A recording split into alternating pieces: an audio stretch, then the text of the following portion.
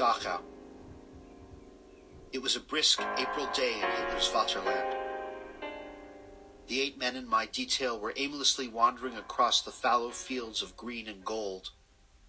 I was wondering how in hell I had gotten us so separated from our company. We had strung 3 rolls of barbed wire during the night.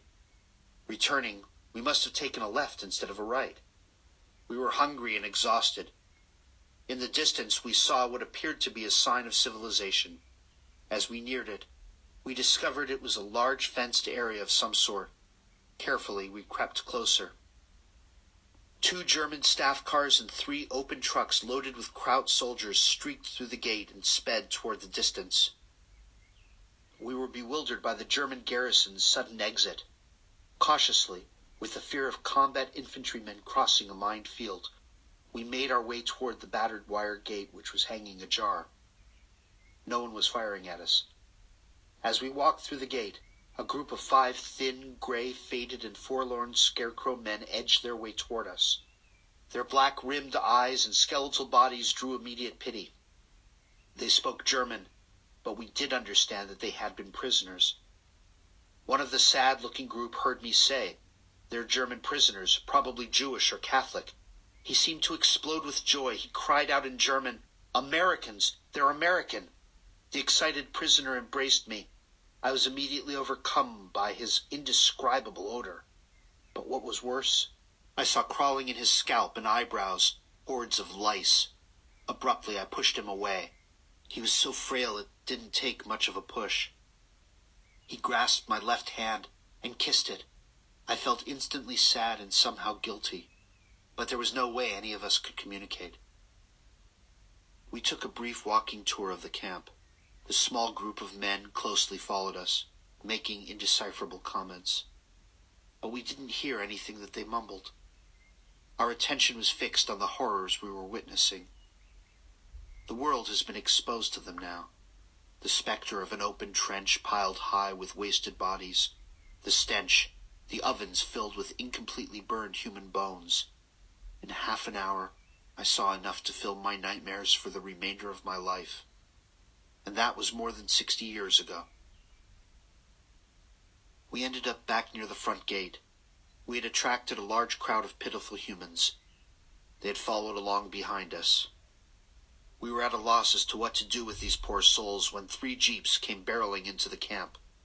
A couple of 2-star generals and their staffs jumped out of their jeeps and ran over to us.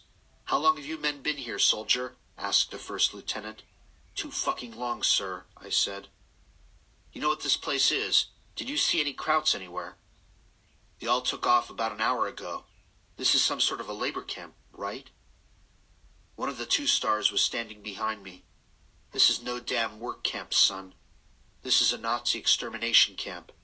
They exterminated Jews and Catholics and gypsies in this shithole. This camp is called Dachau. Now you and your men better get your asses out of here pronto." The lieutenant indicated on a small contour map where our outfit was last seen and pointed us in the right direction. We were happy to leave there. No one said a word until much later, when we reached our division. For God's sake, what could we say? About 4 o'clock the following morning, April 12, 1945, a date I'll never forget, the company was assembled. Captain Clarence F. McSpadden from Electric, Texas addressed us. "Men, great news. President Rosenfeld just kicked the bucket."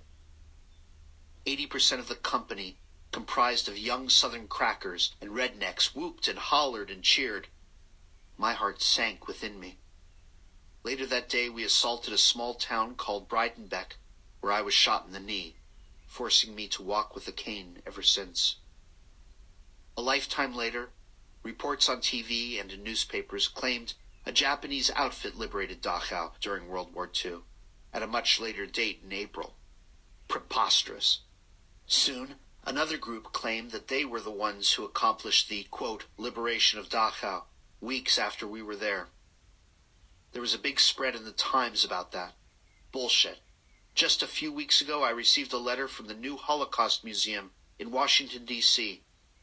The writer introduced himself by stating that he was a soldier who, with his company, liberated Dachau.